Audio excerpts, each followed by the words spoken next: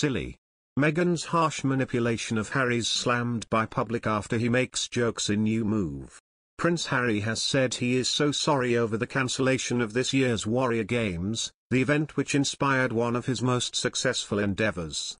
Prince Harry co-hosted yesterday a virtual event honoring Warrior Games athletes, their families and caretakers. Speaking from his home in Montecito, Santa Barbara, the Duke of Sussex candidly voiced his sadness at seeing the event being pushed back after its participants had trained for so long to take part in it. He said, "I am so sorry that we're not all together at the Warrior Games where we should be. The pandemic has certainly changed or flipped life upside down for so many people. We all know how important the training is for these moments. It's not about the medals, it's not even so much about the winning, as far as most of us is concerned you guys have already won." The 2021 Warrior Games were meant to take place from September 12 to 22 in Florida but were called off due to increasing concerns for the fast spread of the Delta variants.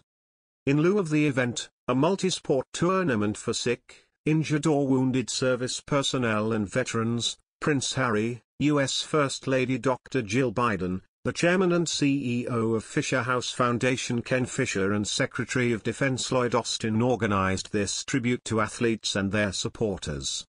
Speaking to the virtual attendees, Harry candidly opened up on how important the games created by the U.S. Department of Defense in 2010 are for him.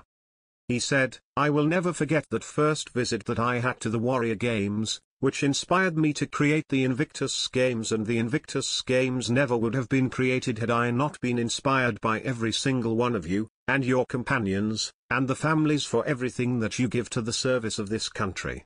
So again, just an enormous thank you.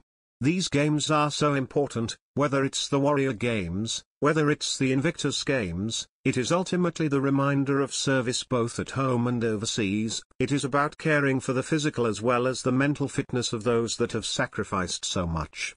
And that again is not just those who wear the uniform but every single one of you, because as we know once served always serving, and that goes across the whole family network, and it is often the families that give so much but are sometimes forgotten.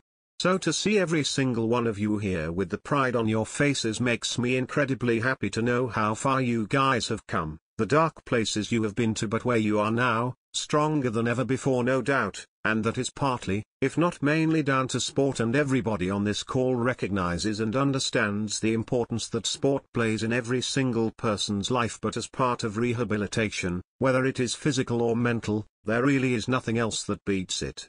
As outlined in his speech, Prince Harry launched the Invictus Games in 2014, 1 year after seeing the positive impact of the Warrior Games on the military community during his official visit to the US in 2013.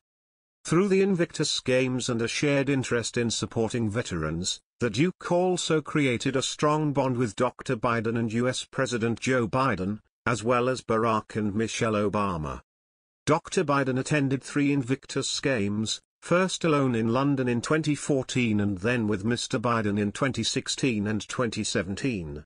Mr. Biden joked about his wife's friendship with Harry in 2016, when he was Mr. Obama's vice president.